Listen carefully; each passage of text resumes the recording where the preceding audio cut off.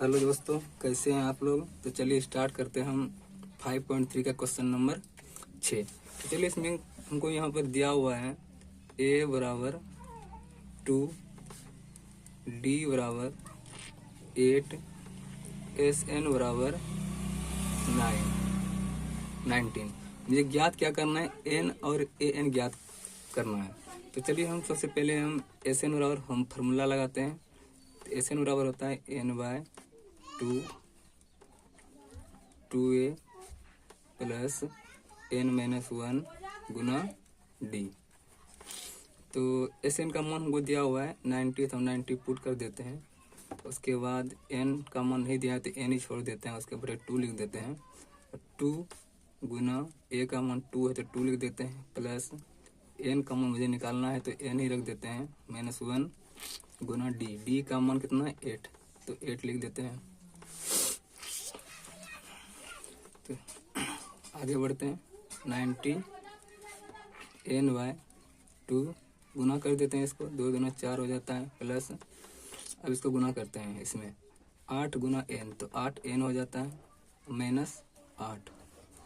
अब देखिए 90 बराबर n/2, 8 में ये 4 चला जाता है तो -4 बचता है, अब प्लस 8 n बचता है। 90 n/2, अगर इससे आप कॉमन लेना चाहें 2 कॉमन लेकर के इसको कटा सकते हैं। तो चलिए मैंने कॉमन ले लेते हैं, इससे 2 कॉमन ले लेते हैं। इसमें कितना बचता है -2, यहाँ कितना बचता है +4n। ये दोनों कट जाता है। 90 अब n से गुना कर देते हैं इसको, n गुना -2 तो कितना हो जाता है -2n, ये कितना हो जाता है +4n स्क्वायर हो जाता है। अब 90 यहाँ से भी कॉमन लेना चाहें तो 2 ले सकते हैं, तो मैंने 2 कॉमन ले लिया, -n हो गया प्लस 2n स्क्वायर हो गया। अब 2 से ये कट जाता है, कितना बार में 45 बार में, तो कितना हो गया यहाँ पर 45 बराबर -n प्लस 2n स्क्वायर। अब इसको आप उधर लेके जा सकते हैं, इस पार पलट सकते हैं, तो हम पलट देते हैं 2n स्क्वायर -n, इसको इस पार के जाता है तो -45 हो जाता है बराबर 0। अब यहाँ से देखें, इसको तोड़ लेंगे। तोड़ने का एक विधि है इसका, आप लोग जानते ही होंगे। 45 से 2 में गुना करेंगे तो कितना हो जाता है 90 हो जाता है। 90 को हम तोड़ते हैं 2 से 45 बार में, फिर 2 से 3 से लगेगा 15 बार में, फिर 3 से 5 बार में।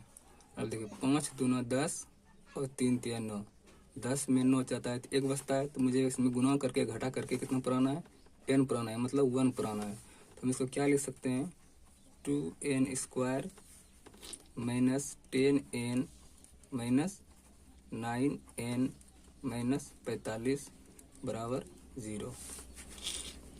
अब देखिए यहाँ से आगे बढ़ते हैं। अब यहाँ से कॉमन दोनों में क्या आएगा, हम कॉमन ले लेंगे। कॉमन यहाँ से देखें 2 इसमें आता है, इसमें भी 2 आता है, 2 कॉमन ले लेते हैं, और n भी आता है तो n ले लेते हैं। तो यहाँ कितना बचता है n, तो n लिख देते हैं। अब -5 बचता है, यहाँ पर 5 लिख देंगे। यहाँ पर माइनस कितना आएगा 9 कॉमन ले लेते हैं, ये प्लस होगा, ये 9 कॉमन ले लेते हैं तो यहाँ n बचता है, और यहाँ -5 बचता है, प्लस में कॉमन लेंगे बराबर 0 हो जाता है। अब देखें ये दोनों बराबर रहता है, इन दोनों में कॉमन ले लेंगे n-5, यहाँ कितना लेंगे 2n प्लस 9। अब देखिए n बराबर कितना n-5 बराबर 0 हो जाता है, तो n बराबर कितना हो गया 5। अगर इसको आप देखें 2n प्लस 9 बराबर 0, तो n बराबर -9, तो n बराबर कितना हो जाता है -9/2। हम n का मान ये नहीं लेंगे, n का मान हम ये नहीं लेंगे। क्यों नहीं लेंगे? क्योंकि n एक धनात्मक पूर्णांक है, यहाँ ऋणात्मक हो रहा है, इसलिए हम n का मान कितना लेंगे 5। तो मेरा आंसर कितना हो गया, n का मान 5। एक आंसर मेरा ये हो गया। अब दूसरा मुझे ज्ञात करने के लिए बोला जा रहा है an का मान। तो an बराबर फार्मूला लगा देंगे हम। an बराबर फार्मूला होता है a plus n minus 1 Guna d। तो an बराबर a का मान 2 है, 2 लिख देते हैं। n का मान मैंने अभी कितना निकाला 5, तो 5 लिख देते हैं माइनस 1 अब गुना d का मान कितना है 8 है, तो 8 लिख देते हैं। तो an बराबर 2 प्लस 5 में 1 गया 4 हो गया, 4 गुना 8। तो an बराबर 2 प्लस 8 जो कि 32 हो जाता है, 32 लिख देंगे। an बराबर 32 और 2 34। तो an का मान कितना हो गया 34 हो गया। यही मेरा आंसर हो गया। ठीक, तो थैंक यू दोस्तों। कैसा लगा मेरा ये सेशन? अच्छा लगा हो तो शेयर करें, लाइक करें। धन्यवाद।